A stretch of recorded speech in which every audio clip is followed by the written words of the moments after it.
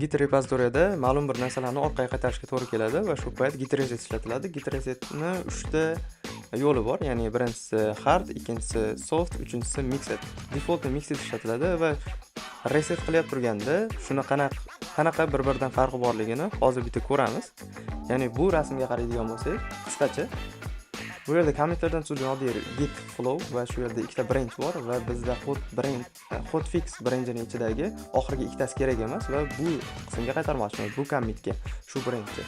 Va shuni reset qilganimizda mana bu joyga qaytadi-yu, lekin oxirgi ikkitasiga nima bo'ladi degan savol bor va shu oxirgi ikkitasini hozir biz uchovini qo'llagan holatda farqini ko'rib bilsak bo'ladi nima bo'lishini. Birinchisi git, menda initial git bor, ya'ni bu nima qilganman? 4 ta commit yozganman. Birinchi qator uchun alohida commit, ikkinchi qator kiritib alohida commit, uchinchi qatorni kiritib alohida, to'rtni kiritib alohida.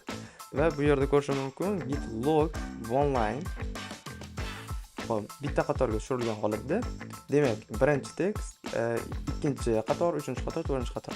Demak, men ikkinchi qatorga qaytarmoqchiman. Faqat ikkinchi qatorga qaytarganda men uchinchi qator va to'rtinchi qatorga qaytarganlarim nima bo'ladi? Menga ular kerakmi, yo'qmi? Kerak bo'ladigan bo'lsa, bu qandaydir safe yo'l. Nima qilaman? Ikkinchi qatorda men ma'nosini olaman. Commit ID'sini olaman va git reset mana shu joyda men optionini beraman. Agar bermasam mixed bo'ladi, lekin birinchi softni ko'ramiz. Soft qilganda nima bo'ladi? Qaytardim. Va qaytarganda nima bo'ldi?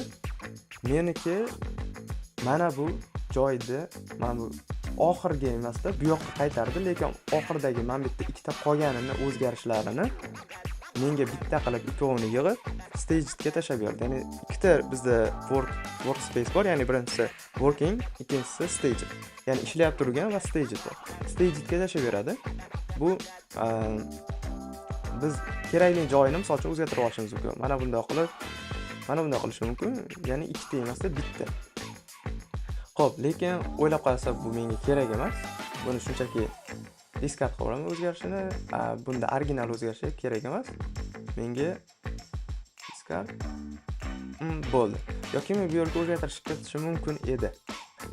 Ana endi men qaytadan ko'raman. Va biz mana bu joyga qaytdik, ya'ni o'sha ikkinchi commitga qaytdik. Xo'p, lekin bizga umuman o'zgarish kerak bo'lmaydigan bo'lsa, ya'ni biz stagedga oldik-ku, bundan keyingi o'zgarishlarni yo'qotib qo'ymaslik uchun. Bu ko'proq xavfsiz yo'l, lekin bitta xavfliroq yo'l bor, lekin agar bizga umuman shu o'zgarishlar kerak bo'lmasa, harddan foydalaniladi. Xo'p, softning o'rniga men birinchi mana bunday qilaman. Bu yoqqa qaytaraman, bu yoqqa bo'ldi. Yana menda 4 ta commit va ikkinchi, ya'ni commitga men qaytishim kerak. Git reset. Bo'ldi. Xo'p, git reset hardda nima bo'ldi? Mana stagedga olinmadi umuman. Bundan keyingi o'zgarishlar shunda tashlab yuboriladi.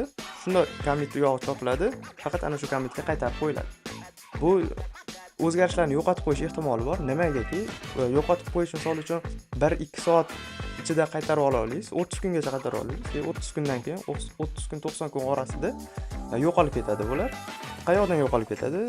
Agar men git reflog bossam, bu yerda nima o'zgarishlar qilganim turadi menda. Oxirgi amallarim qanaqa bo'ldi, qayerga ko'chirdim va shu joyda ichida men ana shunga qayta olishim mumkin. Ya'ni men ana endi hozir bitta ko'raman, git log one line ko'raman va menga lekin uchinchisi kerak.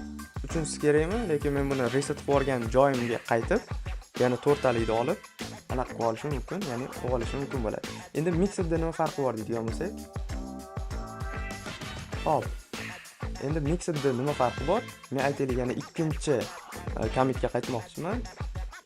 Git reset. Tamam. Mixed deb yozish shart emas, chunki defaultning mixed bo'ladi va mixed olinganda bular endi stagedga emas, working directoryga sirazi convert qilinadi. Ya'ni hozirgi o'zgarishlar hisob bo'ladi. Buni endi git status qiladigan bo'lsak, status ichida mana bu joyda turadi. Narigilar stagedga o'tgan bo'ladi, o'zi qo'shib qo'yilgan bo'ladi git qilib. Softda. Lekin mixedda shunaqa qo'shilmagan bo'ladi. Shunaqa farqlari bor bir-biridan.